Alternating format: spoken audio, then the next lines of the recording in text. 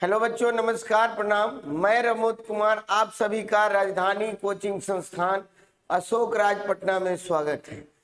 मैं biology teacher आप लोग को बायोलॉजी के बारे में कुछ बताने जा रहा हूं और ये राजधानी कोचिंग के ऐप पर भी उपलब्ध रहेगा और यूट्यूब पर भी लाइव रहेगा और डिस्क्रिप्शन में लिंक भी दिया हुआ है, आप वहां से डाउनलोड भी कर सकते हैं।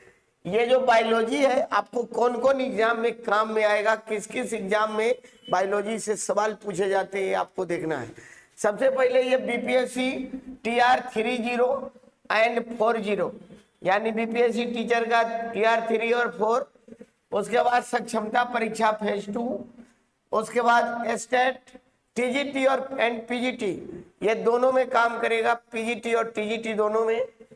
Bihar SSC, RRB, ALP and technician, all board, उसके बाद and all other competitive exam. इसको छोड़ के जितना भी एग्जाम होता है, चाहे सेंट्रल का SSC हो या बिहार लेवल का कोई एग्जाम हो, दरोगा वगैरह सब, या अदर स्टेट का PCS भी हो, सभी में बायोलॉजी से आपके सवाल पूछे जाएंगे। और यहाँ से ये महत्वपूर्ण होता है, ये डिसाइडिंग सब्जेक्ट होता है साइंस में, क्योंकि बायोलॉजी सबका ये गड़बड़ होता है। ठीक है, तो आइए अब शुरू करते हैं। कुछ आपको मैं पढ़ा रहा हूं सेल, ये सेल चैप्टर को मैं शुरू कर रहा हूं। और जिनको भी है ये आपको, ठीक है, ये राजधानी कोचिंग के ऐप पर अब जाइएगा, ये ऐप पर भी उपलब्ध है, डिस्क्रिप्शन में लिंक दिया हुआ है, वहां से आप इसको आप डाउनलोड भी कर सकते हैं। और ये कोर्स पेड कोर्स भी है, आप कोर्स ले भी सकते हैं और वहीं पर आपको स्टडी मटेरियल वहीं पर भी मिल जाएगा। तो आप पेड कोर्स भी के रूप में भी ले सकते हैं या यूट्यूब पर भी देख सकते हैं। ठीक है, तब आइए अब देखिए सेल कोशिका। सेल कोशिका, सेल समझने के पहले सबसे पहले आप समझेंगे ये आपको सेल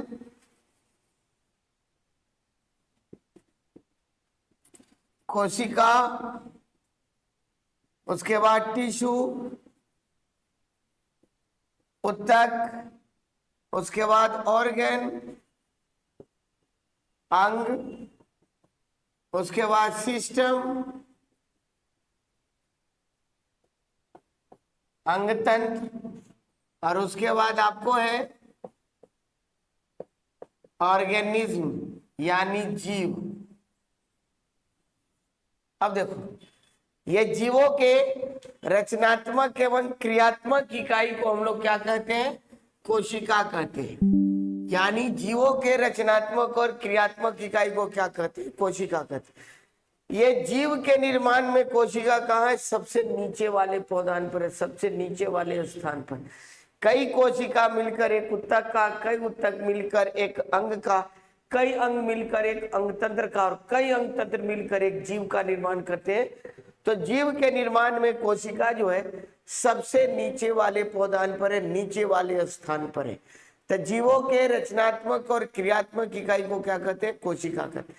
आप इसको ऐसे भी समझ सकते हैं, जब हम घर बनाते हैं तो कितनी ईंट लगती है, उसकी कोई लिमिट नहीं है। कितने बाई कितने काम को घर बनाना, 5 इंची, 10 इंची, 2.5 इंची का दीवार देना। तो घर की इकाई क्या है? एक ईंट है। उसी तरह किसी भी जीव में कोशिका कहाँ है? उसकी इकाई है, वो सबसे नीचे पौधान पर है, चाहे एक कोश के जीव हो या बहुकोश के। एक कोश के होंगे तो एक सेल, और बहुकोश के होंगे तो एक से अधिक सेल। तो जीवों के रचनात्मक और क्रियात्मक इकाई को क्या कहते हैं? कोशिका कहते हैं। यानी कई कोशिका मिलकर एक ऊतक का, कई ऊतक मिलकर एक अंग का, कई अंग मिलकर अंगतंत्र का, कई अंगतंत्र मिलकर एक जीव का निर्माण करते हैं। तो जीव के निर्माण में कोशिका कहाँ है? सबसे नीचे पौधान पर है। तो जीवों के रचनात्मक और क्रियात्मक इकाई को क्या कहते हैं? कोशिका कहते हैं। अब देखो, कोशिका की जो खोज है ये 1665 ईस्वी में रॉबर्ट हुक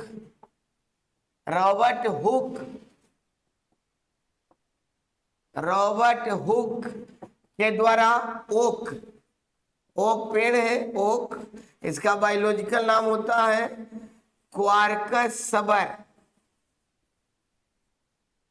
ओक नामक वृक्ष से प्राप्त कॉर्क को काटकर इन्होंने निर्जीव कोशिका का अध्ययन किया। यानी इन्होंने जो कोशिका का अध्ययन किया वो निर्जीव था, और इन्होंने कहा कि कोशिका जो होता है मधुमक्खी के छत्ता जैसा होता।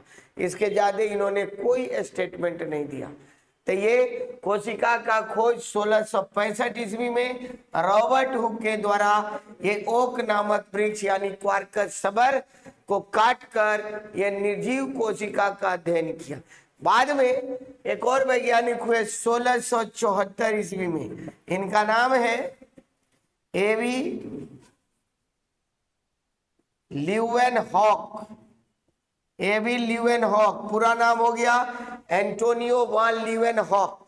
इन्होंने बैक्टीरिया का खोज कर सजीव कोशिका का अध्ययन किया। इसलिए एवी ल्यूवेनहॉक को क्या बोलते हैं? जीवाणु विज्ञान के पिता। क्या बोलते हैं इनको? जीवाणु विज्ञान के पिता। ल्यूवेनहॉक को क्या बोलेंगे? जीवाणु विज्ञान के पिता, इंग्लिश में फादर ऑफ बैक्टीरियोलॉजी। इन्होंने ये जीवाणु का खोज कर सजीव कोशिका का अध्ययन किया। अब आप देखो कोशिका सिद्धांत एक आता है। तो ये जो कोशिका सिद्धांत है ये दो वैज्ञानिक ने मिलकर दिया है। दो वैज्ञानिक ने मिलकर सेल थ्योरी दिया है। और एक चीज आप जान लो कि सेल थ्योरी में सभी जीव एक कोशिका के बने होते हैं, चाहे एक कोश के जीव हो या बहुकोश के जीव। एक कोश के जीव एक कोशिका से और बहुकोश के जीव एक से अधिक कोशिका से। अब आप देखो कोशिका सिद्धांत, तो ये जर्मन वनस्पति शास्त्री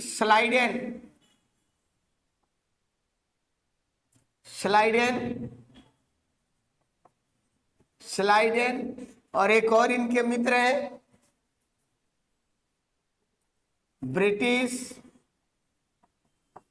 प्राणी शास्त्री स्वान। ब्रिटिश प्राणी शास्त्री स्वान ने कोशिका सिद्धांत दिया।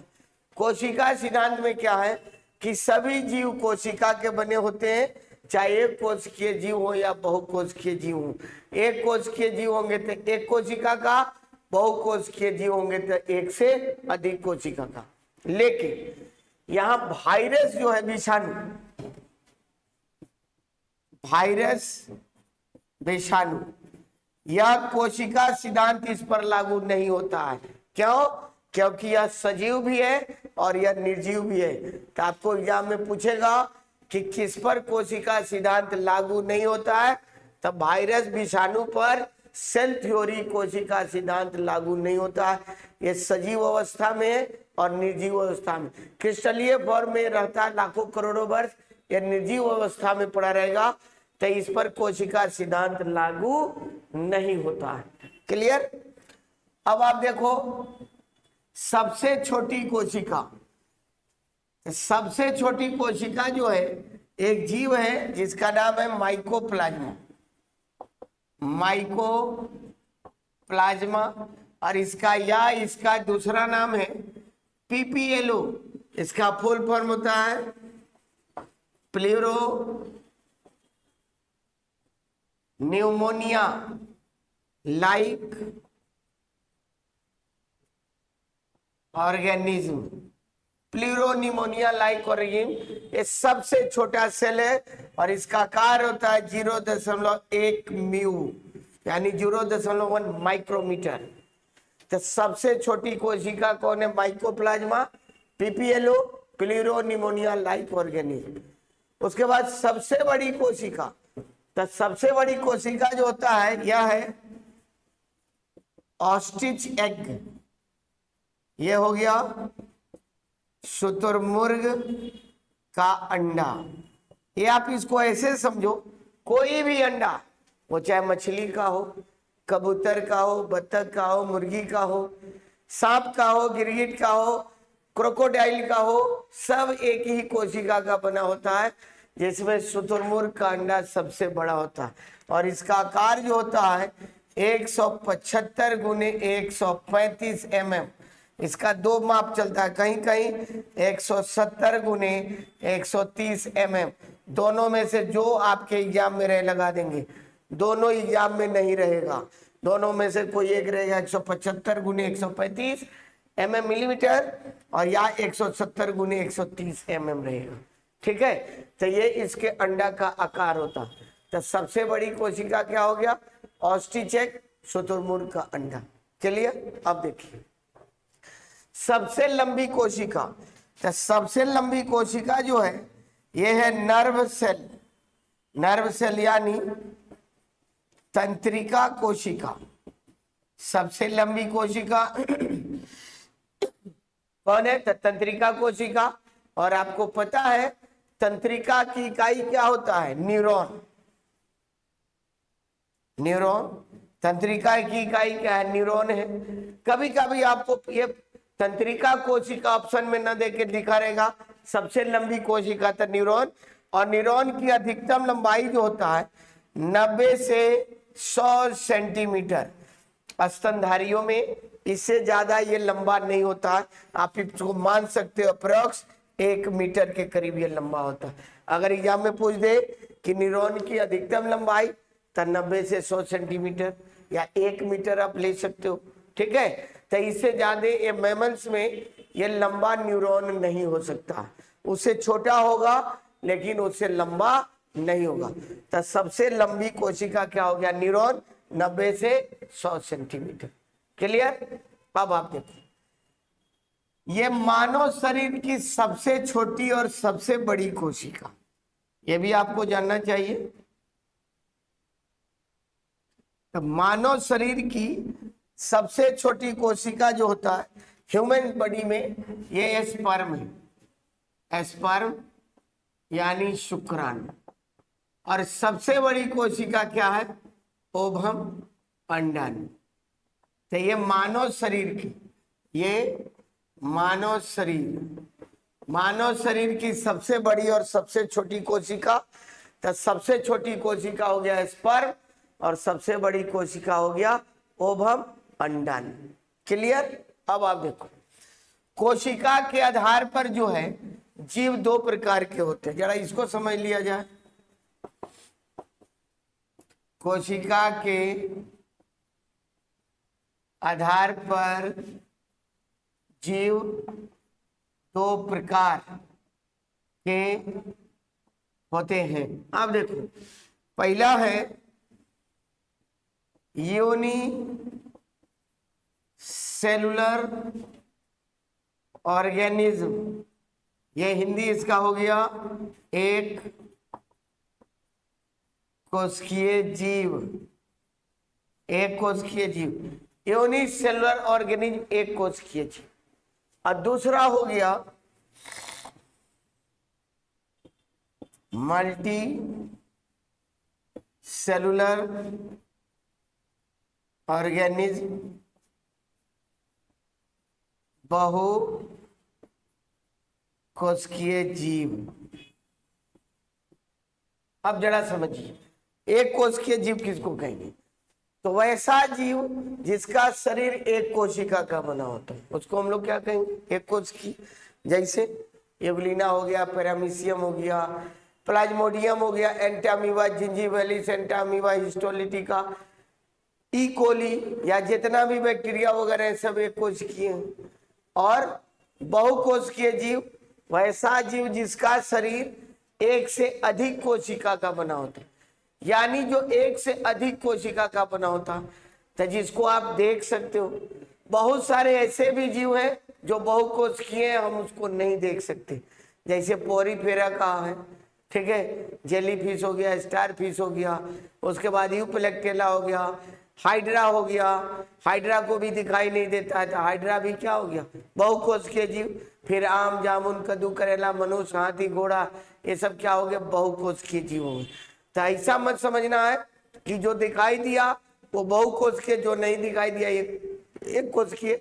बहुत सारे जीव, 4 फाइलम के जीव तो हमको दिखाई नहीं देते। प्रोटोजुआ तो एक कोशिकीय हो गया, पोरीफेरा हो गया, एनेलिडा हो गया, एनेलिडा सॉरी एसिलिंटेटा हो गया, प्लेटी हेलमेंथिस हो गया, एस्केलमेंथिस हो गया।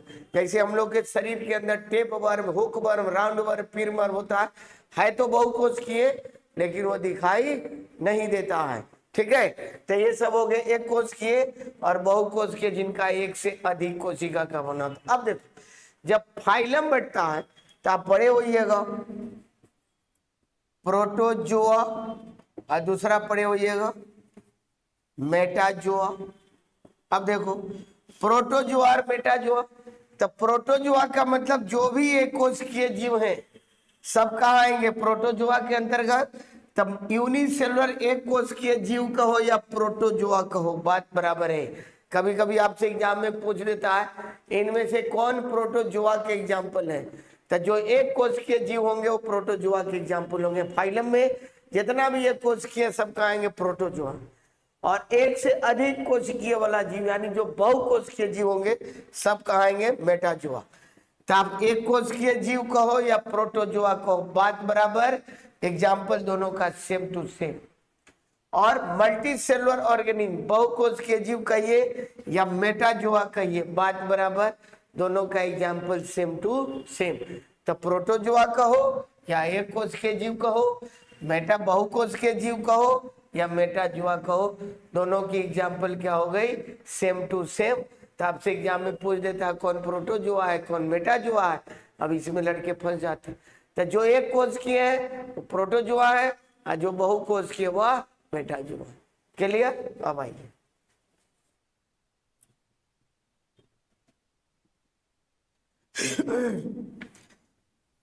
अब देखो कोशिकाओं की संख्या ये जीव के शरीर के आकार पर निर्भर करता है। कोई भी जीव जितना बड़ा होगा, ये कहीं नहीं पढ़िएगा कि कोशिका की संख्या मनुष्य में औसत इतना होता है। तो कोशिकाओं की जो संख्या होती है यह जीव के शरीर के आकार पर निर्भर होता है। जो जीव जितना बड़ा उसमें कोशिका उतनी ज्यादा, और जो जीव छोटा उसमें कोशिका कम। जैसे हम ही लोग में देखिए बहुत सारे हैं मोटे तगड़े लंबे चौड़े, वो उनमें सेल संख्या ज्यादा होगी, जो दुबले पतले छोटे होंगे उनमें सेल की संख्या कम। तो कोशिकाओं की संख्या जो है ये जीव के शरीर के आकार पर निर्भर करता है। क्लियर? अब देखो यूगलिना का आपने नाम सुना होगा, यूगलिना, एवलिना, ये तो जीव है, एक कोशिकीय जीव है, लेकिन इसमें क्लोरोफिल भी पाया जाता है। तो जब क्लोरोफिल पाया जाता है तो इसमें प्रकाश संश्लेषण करने की भी क्रिया होती है। इसलिए यूगलिना को क्या बोलते हैं? पौधा एवं जंतु के बीच की कड़ी कहते हैं। यह पौधा भी है और यह जंतु भी है, ये कोशिकीय जीव है और इसमें लाइसोसोम भी होता है। तो जितना भी जंतु कोशिका सब में लाइसोसोम है, इसमें क्लोरोफिल होता है जिसके कारण यह प्रकाश संश्लेषण भी करता है। तो जितना भी यूगलिना है सबको पौधा और जंतु के बीच की कड़ी कहते हैं। अब देखिए दूसरा आता है वायरस। वायरस यानी विषाणु। तो विषाणु को सजीव और निर्जीव के बीच की कड़ी कहते हैं। यह सजीव भी है और निर्जीव भी है। सजीव का जब हमारे शरीर में, मनुष्य के शरीर या जीव के शरीर या किसी पौधा के शरीर में जब ये जाएगा तो यह रोग उत्पन्न करेगा और वो एक्टिव हो जाएगा। लेकिन किसी भी पौधा या जीव से बाहर रहेगा तो ये क्रिस्टल फॉर्म में रहेगा और अपने ऊपर एक प्रोटीन का कोट बना लेता है जिसको बोलते हैं कैप्सिड, और इसी कोट में यह लाखों करोड़ों वर्ष निर्जीव की तरफ पड़ा रहता है। ठीक है, तो यह सजीव और निर्जीव दोनों है, इसलिए इसे सजीव और निर्जीव के बीच की कड़ी कहते हैं। ठीक, अब आप देखो ये एक जीव का नाम सुने होइएगा,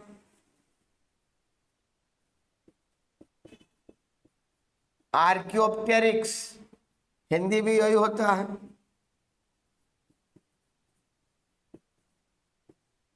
टेरिक्स, आर्कियोप्टेरिक्स। ये डायनासोर है, पुरातन पक्षी भी इसको बोलते हैं। ये मीसोजोइक काल का ये डायनासोर है। इसको पंख होता था, ये उड़ता भी था। तो उड़ने का लक्षण किसको है? पक्षियों का। और ये है तो डायनासोर। तो डायनासोर किस में आएगा? सरीसृप में। तो आर्कियोप्टेरिस को क्या बोलते हैं? सरीसृप एवं पक्षी के बीच की कड़ी कहते हैं। क्या कहते हैं? सरीसृप एवं पक्षी के बीच की कड़ी कहते हैं। या डायनासोर है तो डायनासोर सरीसृप में आते हैं। और ये पक्षी, ये जो डायनासोर था इसको पंख था, उड़ता भी था।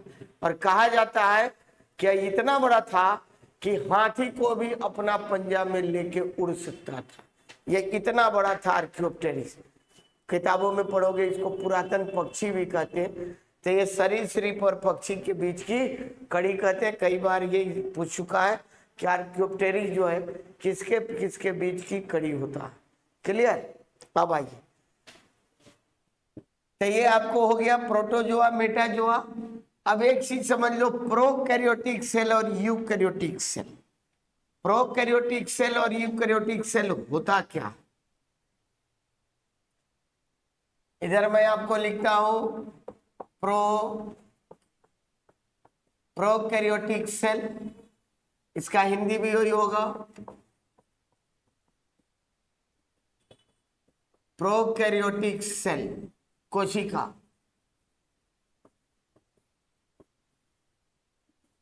प्रोकैरियोटिक कोशिका। और इधर हो गया यूकैरियोटिक सेल, यानी यूकैरियोटिक कोशिका। अब जरा इसको समझ लीजिए, प्रोकैरियोटिक यूकैरियोटिक होता क्या है। बहुत सारे लोग इसमें परेशान हो जाते हैं। प्रोकैरियोटिक कोशिका में केंद्रक झिल्ली नहीं होता है। क्या होता है? अब देखो, केंद्रक झिल्ली ये नहीं होगा। इसमें क्या होगा? होता है। यानी इसमें ट्रू केंद्रक होता है, इसमें नहीं होता। जब केंद्रक झिल्ली नहीं होगा तो उसमें ये डीएनए आरएनए इधर उधर पड़े रहेंगे। केंद्रक झिल्ली नहीं होगा। उसके बाद माइटोकॉन्ड्रिया, इसमें नहीं होता, इसमें होता है। उसके बाद गोल्गी बॉडी, जिसको गोल्गी अपरेटस बोलते हो, गोल्गी काय बोलते हो, ये नहीं होगा, इसमें होगा। उसके बाद ईआर का मतलब हो गया इंडोप्लाज्मिक रेटिकुलम, इसमें नहीं होता, इसमें होता। उसके बाद ये माइटोकॉन्ड्रिया, गोल्गी बॉडी, ईआर। उसके बाद इसमें राइबोसोम यहां भी होता है और यहां भी होता है, थोड़ा सा का अंतर है। इसमें जो होता है 70S राइबोसोम होता है। एस का मतलब सेप्टेम्बर्ग यूनिट या सेडिमेंटेशन कोफिशिएंट, और इसमें होता है 80S राइबोसोम। आपसे एग्जाम में सवाल पूछेगा कि प्रोकैरियोट और यूकैरियोट कोशिका में कौन पाया जाता था? राइबोसोम दोनों में पाया जाता है। अंतर क्या है? प्रोकैरियोटिक में 70S, यूकैरियोटिक में 80S। और 70S का मतलब होता है राइबोसोम के मोटाई से है। इसका सब यूनिट जो होता है, इसको जब हम लोग तोड़ेंगे तो यह होता है 50S और ये होता है 30S। ये बायोलॉजी का है। ये जोड़िएगा तो 80S नहीं होगा, ये 70S होगा। ठीक है? और ये जो टूटेगा तो यह किस में टूटेगा? 60S और 40S में। यानी ये इसका सब यूनिट है। ये कई बार एग्जाम में पूछ चुका कि 70S राइबोसोम का सब यूनिट, सब इकाई कितना था? 50S और 30S। और 80S का सब यूनिट 60S और 40S। तो जो भी एक कोशिकीय जीव होते हैं, सब एक कोशिकीय नहीं, बैक्टीरिया वगैरह ये सब क्या होते हैं? प्रोकैरियोट होते हैं। अब बहुत सारे एक कोशिकीय जीव जैसे शैवाल, कवक, ये सब यूकैरियोट होते हैं। ये नहीं समझना है कि एक कोशिकीय जितना भी होगा सब प्रोकैरियोट होगा। जिसका सेल डेवलप होगा, केंद्रक डेवलप होगा, सब यूकैरियोट में आएगा। जिसका डेवलप नहीं होगा वो प्रोकैरियोट में होता है। प्रो का मतलब होता है पुराना, और यू का मतलब होता है नया। इसमें जितना माइकोबैक्टीरिया हो गया, साइनोबैक्टीरिया हो गया, ब्लू ग्रीन एल्गी हो गया, सब कहाँ गया? प्रोकैरियोटिक सेल में। तो प्रोकैरियोटिक सेल में केंद्रक झिल्ली नहीं होगा, mitochondria, Golgi body, lysosome, ER और लाइसोसोम भी प्रोकैरियोट में नहीं होता, यूकैरियोट में होता है। और जो चीज प्रोकैरियोटिक सेल में नहीं होता है वो सब कहाँ होता है? यूकैरियोटिक सेल में होता है। तो यूकैरियोटिक नया सेल है और डेवलप होता है, और इसमें दोनों में कॉमन क्या है? तो दोनों में राइबोसोम पाया जाता है। इसमें 70S, इसका सब यूनिट है 50S और 30S, और इसका ये 80S, इसका सब यूनिट है 60 और 40। तो आपसे ऐसे भी सवाल पूछता है राइबोसोम कितने प्रकार के? तो 2 प्रकार के, 70S और 80S। राइबोसोम प्रोकैरियोट में 70S और यूकैरियोट में 80S। क्लियर? तो अब तो यहाँ फिगर बनेगा। तो फिर मिलते हैं अगले क्लास में, तो वहां पर हम बनाएंगे प्लांट सेल और एनिमल सेल का फिगर, और दोनों को हम लोग कंपेयर करके पढ़ेंगे। और ये वीडियो कैसा लगा इसको लाइक कीजिए, कमेंट कीजिए, शेयर कीजिए, और अच्छा वीडियो लगे तो चैनल को सब्सक्राइब कीजिए। ऐप पर भी ये उपलब्ध है, आप वहां से ये कोर्स भी खरीद सकते हैं। तब तक के लिए बाय।